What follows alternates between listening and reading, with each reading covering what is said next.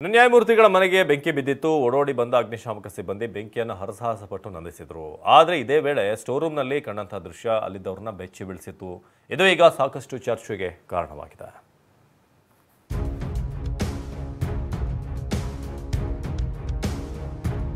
ಕಂತೆ ಕಂತೆ ನೋಟೋ ಸುಟ್ಟ ಸ್ಥಿತಿಯಲ್ಲಿ ದುಡ್ಡಿನ ಬಂಡಲ್, ಚೀಲದೊಳಗಡೆ ಅರೆ ಸುಟ್ಟ ನಗದಿನ ರಾಶಿ.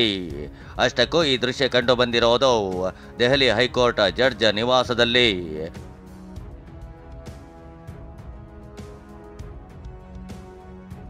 ಇದು ದೆಹಲಿಯಲ್ಲಿರೋ ಹೈಕೋರ್ಟ್ ಜಡ್ಜ್ ನಿವಾಸ. ಇಲ್ಲಿ ನ್ಯಾಯಮೂರ್ತಿ ಯಶವಂತ್ ವರ್ಮಾ ವಾಸ ಮಾಡ್ತಿದ್ರು. ಆದರೆ ಅದೇನಾಯ್ತೋ ಗೊತ್ತಿಲ್ಲ. ಈ ಮನೆಗೆ ಇದೇ ತಿಂಗಳು 14ನೇ ತಾರೀಕು ಬೆಂಕಿ ಬಿದ್ದಿತ್ತು. ಬೆಂಕಿ ನಂದಿಸೋಕೆ ಅಂತ ಹೋಗಿದ್ದ ಅಗ್ನಿಶಾಮಕ ಸಿಬ್ಬಂದಿ ಒಮ್ಮೆ ಮನೆಯೊಳಗಿನ ದೃಶ್ಯ ಕಂಡು ಅವಕ್ಕಾಗಿ ಬಿಟ್ಟಿದ್ರು. ಯಾಕಂದ್ರೆ ಈ ಮನೆಯಲ್ಲಿ ಸಿಕ್ಕಿರೋದು ಕಂತೆ ಕಂತೆ ಹಣ. ಎಲ್ಲವೂ ಸುಟ್ಟ ಸ್ಥಿತಿಯಲ್ಲಿ ಇದ್ದಿದ್ದನ್ನು ನೋಡಿ ಸಿಬ್ಬಂದಿ ಒಂದು ಕ್ಷಣ ಶಾಕ್ ಆಗಿ ಬಿಟ್ಟಿದ್ದಾರೆ.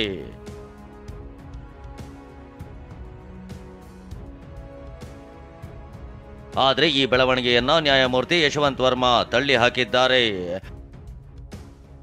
ಹಣ ಸಿಕ್ಕಿದೆ ಎನ್ನಲಾದ ಕೋಣೆ ಸ್ಟೋರ್ ರೂಮ್. ನಮ್ಮ ಮನೆಗೆ ಸ್ಟೋರ್ ರೂಮ್ಗೆ ನೇರವಾದ ಸಂಪರ್ಕವಿಲ್ಲ. ಅಲ್ಲಿ ಬಳಕೆಗೆ ಅನುಪಯುಕ್ತ ವಸ್ತುಗಳನ್ನು ಇರಿಸಿದ್ವಿ. ಈ ಕೋಣೆಯನ್ನ ಎಲ್ಲರೂ ಸಾಮಾನ್ಯವಾಗಿ ಬಳಸ್ತಾ ಇದ್ರು. ರೂಮ್ಗೆ ಮುಖ್ಯದ್ವಾರ ಮತ್ತು ಸಿಬ್ಬಂದಿ ವಸತಿಗೃಹದ ಹಿಂಬಾಗಿಲಿನಿಂದಲೂ ಪ್ರವೇಶ ಮಾಡಬಹುದು.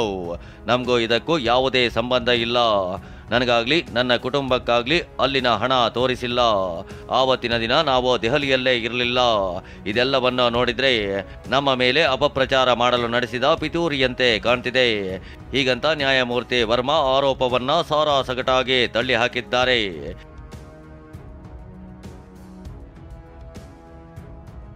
ಇನ್ನು ಹಣ ಸಿಕ್ಕಿರೋ ಬಗ್ಗೆ ಸುಪ್ರೀಂ ಕೋರ್ಟ್ ಹೈಕೋರ್ಟ್ನ ಆಂತರಿಕ ತನಿಖಾ ವರದಿಯನ್ನ ಬಿಡುಗಡೆ ಮಾಡಿದೆ. ವಿಡಿಯೋವೊಂದನ್ನು ರಿಲೀಸ್ ಮಾಡಿದೆ. ಇದರಲ್ಲಿ ಅಗ್ನಿಶಾಮಕ ಸಿಬ್ಬಂದಿಯೊಬ್ಬರು ಪ್ಲಾಸ್ಟಿಕ್ ಚೀಲಗಳಲ್ಲಿ ಅರ್ಧ ಸುಟ್ಟ ನಗದು ಹಣವನ್ನು ಹೊರತೆಗೆದು ತೋರಿಸಿದ್ದಾರೆ. ಮತ್ತೊಬ್ಬ ಸಿಬ್ಬಂದಿ ಮಹಾತ್ಮ ಗಾಂಧಿ ಬೆಂಕಿಯಲ್ಲಿದ್ದಾರೆ ಎಂದು ಹೇಳ್ತಿದ್ದಾರೆ.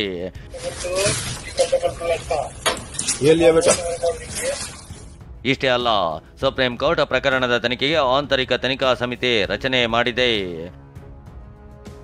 ಸುಪ್ರೀಂ ಸಿಜೆ ನ್ಯಾಯಮೂರ್ತಿ ಸಂಜೀವ್ ಖನ್ನಾ ನೇತೃತ್ವದಲ್ಲಿ ತ್ರಿಸದಸ್ಯ ಪೀಠ ಸಮಿತಿ ರಚಿಸಲಾಗಿದೆ.